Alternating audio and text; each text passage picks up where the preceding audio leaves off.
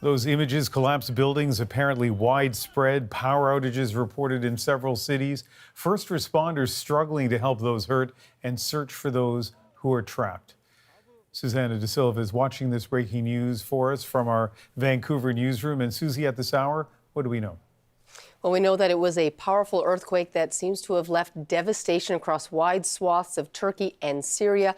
It's believed to be a 7.8 magnitude earthquake that also struck in the middle of the night. It was about 4:15 in the morning local time. People were at home, asleep in their beds when the shaking began. It's believed it happened near the city of Gaziantep. It's a major city in the northern near the northern part of Syria.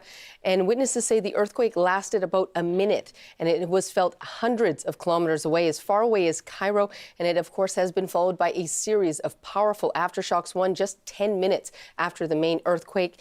And as the sun has begun to come up, people are getting a better sense of the scale of the devastation. Entire streets have been leveled. Entire buildings have been reduced to simply piles of rubble. They're blocking roads. In one area, rescuers were calling for silence as they tried to listen for people inside an 11-story building that completely came down. Other buildings are still standing, but not by much.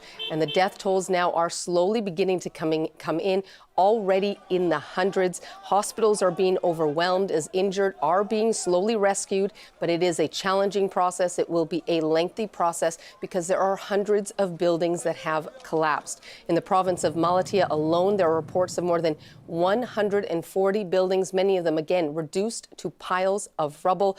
And we are now seeing as well the desperate efforts by rescuers, by citizens, friends, family, everyone desperately digging, in some cases by hand, looking for any signs of life of friends or family who may be inside.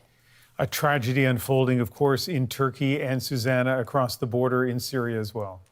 That's right. Officials there calling some areas disastrous. A number of buildings there collapsed as well. And these are areas that have been ravaged by war for years. There are millions of Syrian refugees in that area who have been struggling because of the war, who are now dealing with the earthquake. They spoke to a doctor in one town who said he is fearful there could be hundreds of people killed just in that community alone.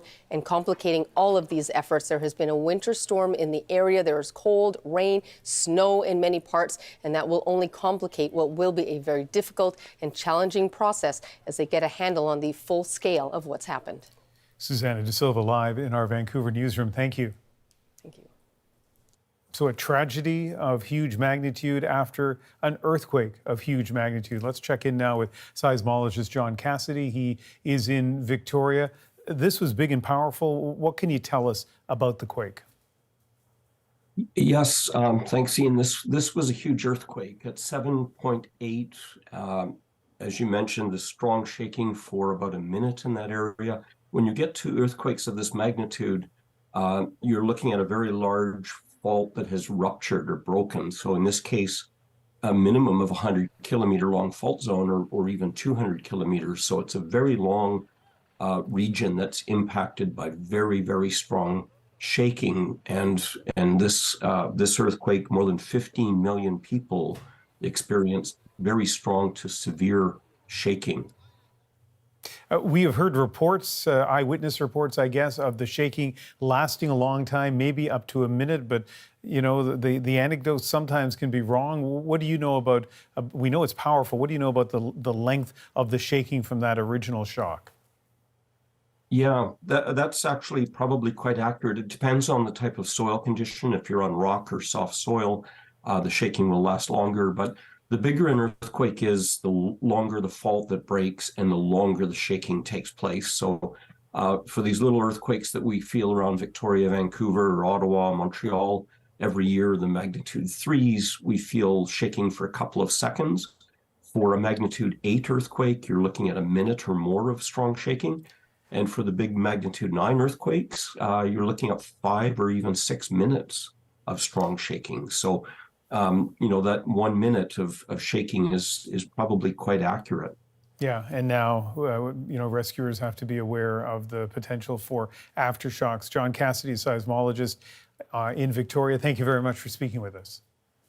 Thank you. Thank you, Ian.